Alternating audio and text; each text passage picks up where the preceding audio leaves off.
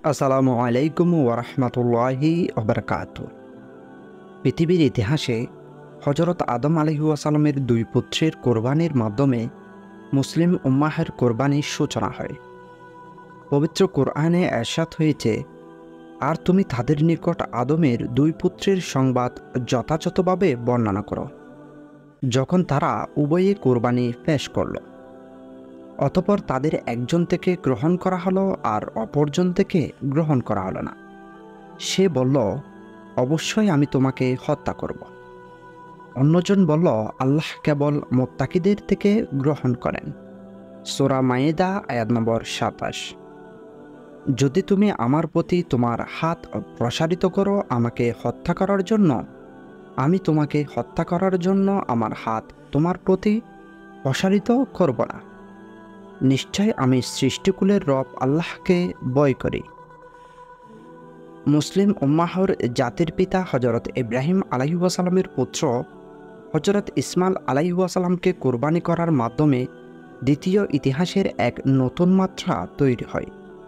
তবে ইসলামে হজরত ইসলাম আলাইহিসসালামের স্মরণে কোরবানি করা হয়, কেননা রাসূল করিম সাল্লাল্লাহু আলাইহি ওয়াসাল্লাম হাদিসে মুবারকে এরশাদ করেছেন, কোরবানি হলো তোমাদের পিতা হজরত ইব্রাহিম আলাইহিসসালামের সুন্নাত।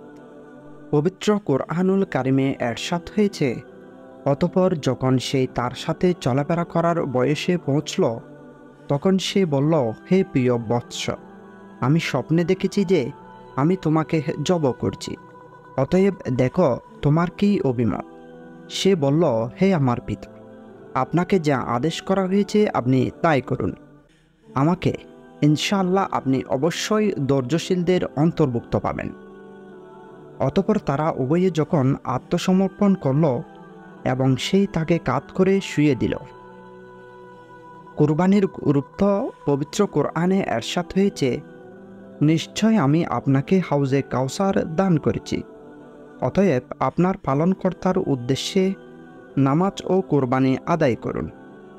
আল্লাহ তাআলা অন্য আয়াতে বলেন, হে আমার হাবিব, আপনি বলুন যে অবশ্যই আমার নামাজ, আমার কোরবানি, আমার জীবন, আমার মরণ সব কিছুই মহান প্রতিপালকের জন্য। সূরা আন-নাম আয়াত নম্বর ১৬২। আল্লাহ তাআলা আরও বলেন, তারা কতক নির্দিষ্ট দিনে গৃহপালিত চতুষ্পদ জন্তুর মাধ্যমে আল্লাহকে স্মরণ করেন। আল্লাহর কাছে কোরবানি পশুর গোশত ও রক্ত পৌঁছায় না, বরং তোমাদের অন্তরের তাকওয়া পৌঁছে থাকে। রাসূল করিম সাল্লাল্লাহু আলাইহি ওয়াসাল্লামের হাদিসে বলেন, হযরত আয়েশা রাদিয়াল্লাহু তাআলা আনহা হতে বর্ণিত, রাসূল করিম সাল্লাল্লাহু আলাইহি ওয়াসাল্লাম বলেছেন, কোরবানির দিন পশু কোরবানির চাইতে আল্লাহর নিকট অধিক প্রিয় আর কোনো আমল নেই। কিয়ামতের দিন জবেহ করা পশুকে তার শিং ও কুরসহ হাজির করা হবে। কোরবানির জন্তুর রক্ত জমিনে পড়ার আগেই তা আল্লাহর কাছে কবুল হয়ে যায়। সুতরাং তোমরা কোলামনে এবং সন্তুষ্টি চিত্রে কোরবানি করো। কোরবানির ফজিলত হাদিসে এরশাদ হয়েছে, হযরত যায়িদ ইবনে আকরাম বলেন, সাহাবায়ে কেরাম নবী করিম সাল্লাল্লাহু আলাইহি ওয়াসাল্লামের কাছে জিজ্ঞেস করেন, কুরবানি কি? নবী করিম সাল্লাল্লাহু আলাইহি ওয়াসাল্লাম বলেন, কুরবানি হলো তোমাদের পিতা হযরত ইব্রাহিম আলাইহিস সালামের সুন্নাত। এতে আমাদের সওয়াব কি? নবী করিম সাল্লাল্লাহু আলাইহি ওয়াসাল্লাম বলেন, কুরবানির পশুর প্রত্যেকটি পশমের বদলায় একটি করে সওয়াব রয়েছে। তো ভেড়া সম্পর্কে জিজ্ঞেস করা হলে তিনি বলেন, ভেড়ার প্রত্যেকটি পশমের বদলাও একটি করে সওয়াব রয়েছে। পবিত্র কোরআনে এরশাদ হয়েছে, আল্লাহ তাআলা বলেন, আল্লাহর নিকট ওদের গোশত রক্ত পৌঁছায় না, বরং পৌঁছায় তার কাছে তোমাদের তাকওয়া। কোরবানির ইতিহাস অতি প্রাচীন। জগৎ সৃষ্টির শুরুর দিকেই কোরবানির প্রচলন শুরু হয়েছে। কোরআনুল কারিমে আল্লাহ তাআলা কোরবানির সেই ঘটনা এভাবেই তুলে ধরেছেন, আদম আলাইহিস সালামের দুই পুত্রের হাবিল ও কাবিলের বৃত্তান্ত তুমি তাদেরকে যথাযথভাবে শোনাও।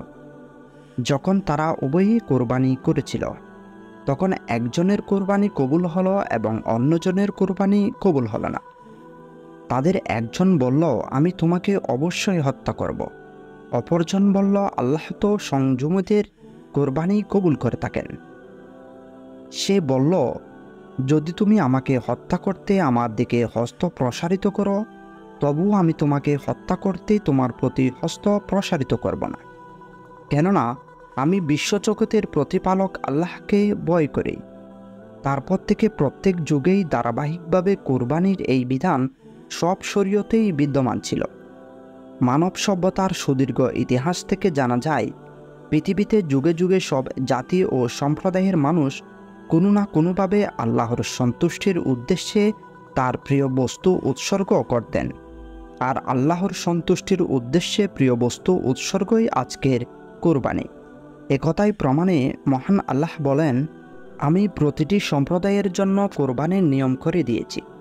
তাদেরকে চতুর্পশ জন্তু হতে যেই রিজিক দেওয়া হয়েছে সেগুলোর উপর তারা যেন আল্লাহর নাম উচ্চারণ করে। এই বিভিন্ন নিয়ম পদ্ধতির মূল লক্ষ্য কিন্তু এক, আল্লাহর নির্দেশ পালন। কারণ তোমাদের মাবুতই একমাত্র উপাস্য, কাজে তার কাছে আত্মসমর্পণ করো আর সুসংবাদ দাও সেই বিনীতদেরকে। বর্তমান কোরবানির ঘটনা, মুসলিম উম্মাহ প্রতি বছর 10 জিলহজ যে কোরবানি দিয়ে থাকেন, এর প্রচলন আসছে হজরত ইব্রাহিম আলাইহিসসালাম থেকে। আল্লাহ তাআলার প্রাণপ্রিয় সন্তানকে কোরবানির নির্দেশ দিয়েছিলেন। হজরত ইব্রাহিম আলাইহিসসালাম সেই হুকুম পালন করে সফল হয়েছিলেন। মুসলিম মিল্লাতের পিতা হজরত ইব্রাহিম আলাইহিসসালামের কোরবানির পর থেকে উম্মতে মুসলিমাহ আল্লাহর সন্তুষ্টি পেতে তার এই নির্দেশে কোরবানির বিধান পালন করে আসছে। কোরবানির এই নির্দেশনার বর্ণনাও কোরআনে এভাবে উঠে এসেছে। অতঃপর যখন সে তার সাথে চলাফেরা করার বয়সে পৌঁছল, তখন সেই বলল, হে প্রিয় বৎস, আমি স্বপ্নে দেখেছি যে আমি তোমাকে জবাহ করছি, অতএব দেখো তোমার কি অভিমত। সে বলল, হে আমার পিতা, আপনাকে যা আদেশ করা হয়েছে আপনি তাই করুন। আমাকে ইনশাআল্লাহ আপনি অবশ্যই ধৈর্যশীলদের অন্তর্ভুক্ত পাবেন। অতঃপর বাবা ছেলে উভয়ই যখন অনুগত্য প্রকাশ করল এবং ইব্রাহিম আলাইহিসসালাম তাকে জবেহ করার জন্য তাকে কাত করে শুয়ে দিলেন, তখন আমি ডেকে বললাম, হে ইব্রাহিম, তুমি তো স্বপ্নকে বাস্তবে পরিণত করে দেখালে। নিশ্চয় আমি এভাবেই সৎকর্মপরায়ণদেরকে প্রতিদান দিয়ে থাকি। নিশ্চয় এটা এক সুস্পষ্ট পরীক্ষা। আর আমি তার সন্তান কোরবানির পরিবর্তে জবেহযোগ্য এক মহান জন্তু দিয়ে কোরবানি করিয়ে থাকি। তাকেই সন্তানকে মুক্ত করে নিলাম। আর এই কোরবানির বিষয়টি পরবর্তীদের জন্য স্মরণীয় করে রাখলাম। সুবহানাল্লাহ, আল্লাহ তাআলা কতই না মহান, যিনি তার বন্ধু হযরত ইব্রাহিম আলাইহিসসালামকে প্রিয় সন্তান কোরবানির নির্দেশ দিয়েছেন। তিনিও তার নির্দেশ পালনে নিজ সন্তানকে জবেহ করার জন্য শুয়ে দিয়েছেন, আর তিনি এই পরীক্ষায় উত্তীর্ণ হয়েছেন। তারপর থেকেই মুসলিম উম্মাহ কোরবানির এই বিধান পালন করে আসছেন।